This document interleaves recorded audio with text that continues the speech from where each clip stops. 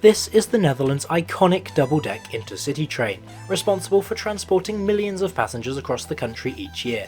Today I'll be riding this famous yellow train on a journey between the country's two largest cities, Amsterdam and Rotterdam, all while checking out the first-class interior to see whether this train is really deserving of its global praise.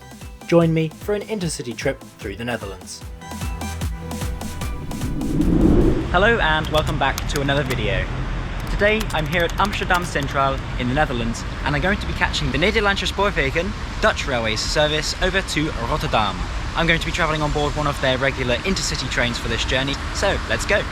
Welcome to Amsterdam Centraal Station, the main transport hub here in the Dutch capital. This grand building first opened its doors to passengers in 1889, built to a neo-Gothic and neo-Renaissance style. The station is well connected, with good access by foot, as well as a frequent tram service and metro routes to many other parts of the city. But for now, let's head inside this beautiful station ready for our train. The entrance hall is of a similar design to the building's exterior, evoking memories of the golden age of rail travel. Beyond this is something more contemporary, and where most of the station's facilities can be found. Access to the station is granted only upon presentation of a ticket, with gate lines preventing unauthorised access. All platforms are accessed from the underpass, where you can find a selection of shops and food outlets.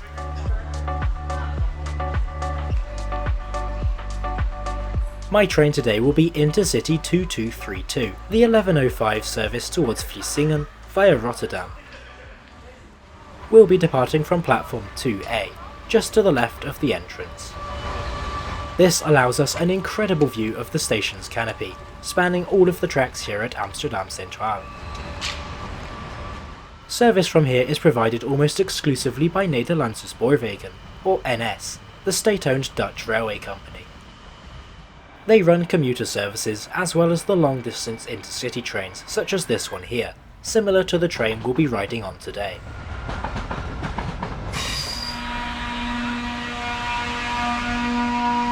You can also find high-speed and overnight international trains, operated by companies of nearby countries.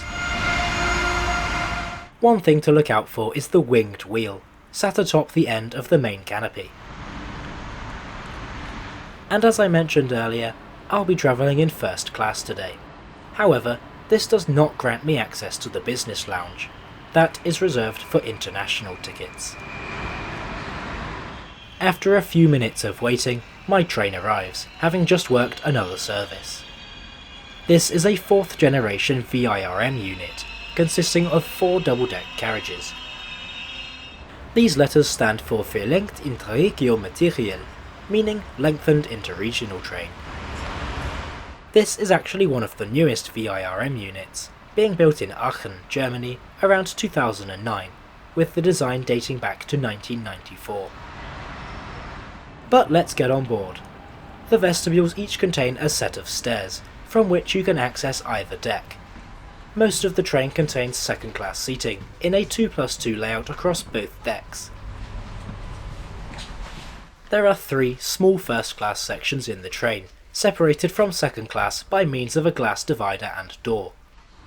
This is in a 2+1 seating layout, with its large leather seats offering a lot more space.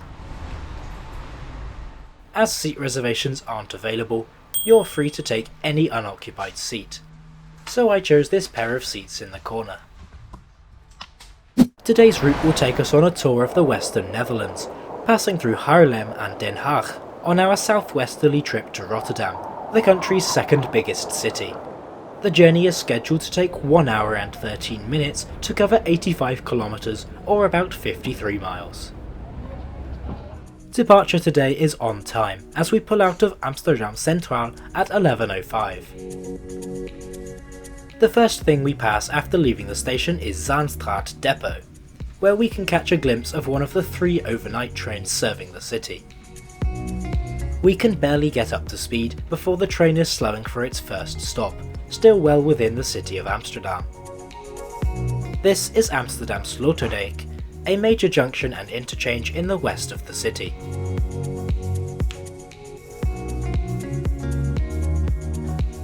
The station is rather impressive in that it has two levels, with the low-level hour train serves running towards Haarlem, while the high-level platforms head to the airport.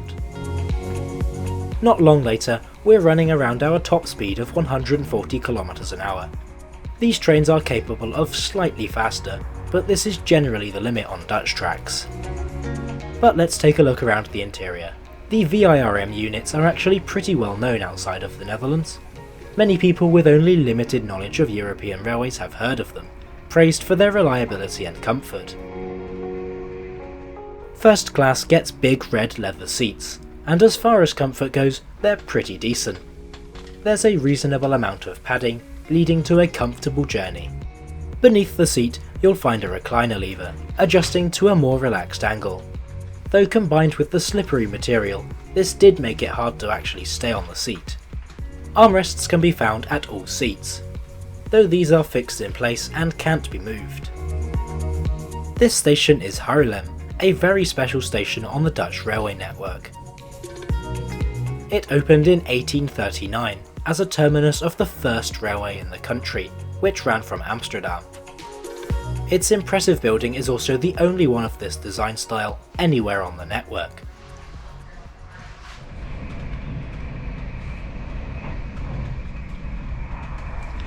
From Haarlem, we turn to head south, running not far from the coast.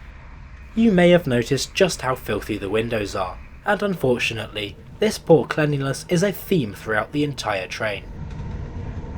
There were various stains and filth all over the floor, with plenty more mess on some of the seats too. Many items of litter were also scattered about. I can't say I was too impressed with the level of cleanliness on the train.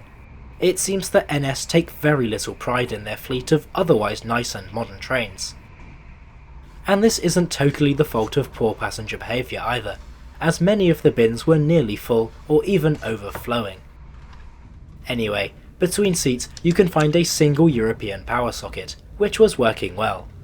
Though one socket for each seat would have been nice, especially as this is first class.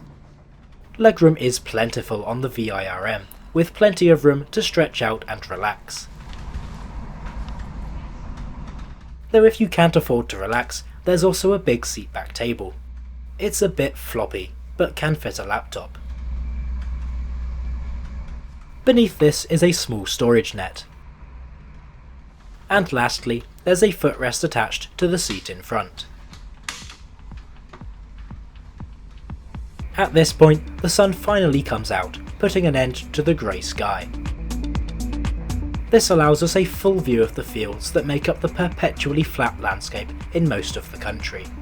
The Netherlands doesn't have any mountains in its mainland territory, however it does have a few small hills. Though if you include overseas regions of the country, then the Netherlands actually has active volcanoes. Our next stop is Leiden Centraal, located in a university city best known for its scientific history.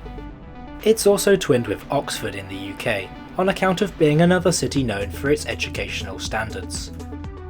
At Leiden, we make a connection with another train, before continuing to run alongside this train for several minutes.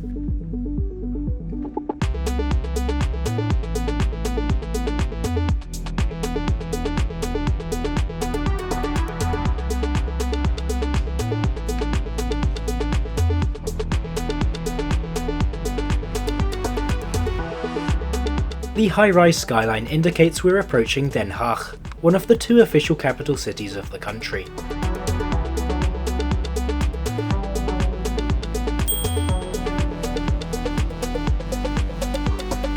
Our first stop in the city is Den Haag Laan van Nieuw Oostende, definitely going for the longest possible name. As we slowly travel past the skyscrapers of one of the Dutch capitals, let's take a look around the rest of the train. Second class is quite busy, even on this service in the off-peak period. This is a perfectly good way to travel around the Netherlands, and indeed I have done it myself many times.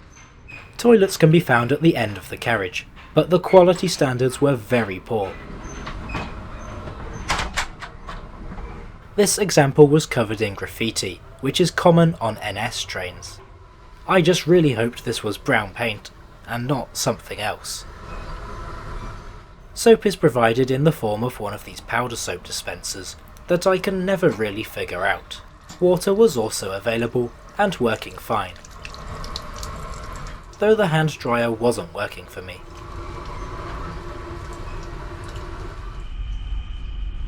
There's a little bit of congestion in the area due to some late running commuter trains. But we're soon pulling into our next stop in the city, Den Haag HS. As this is the last section of today's trip, it's time to talk about how much I paid. For this trip, I just bought a fully flexible first class ticket valid on any train today. That cost me a very precise €28.22. This is very expensive considering we've not travelled that far and the standards are very poor. But those looking to save money can travel in second class, which is just over half the price, yet is still a nice way to travel. And by the way, luggage space on these double-deck trains is pretty limited, with these very small overhead racks being the only space. Other than the floor, of course. If you get bored of the flat scenery, then this train also has free Wi-Fi. This was easy to connect to, taking just a few button presses to get online. Those speeds were pretty poor, even for on a train. By the way, this isn't the fastest NS train from Amsterdam to Rotterdam. Some trains instead take the high-speed line, shaving half an hour off the journey time. Let me know if you'd like to see a video on these brand new ICNG units. We end up pulling into Rotterdam Centraal 1 minute ahead of schedule at 12:17.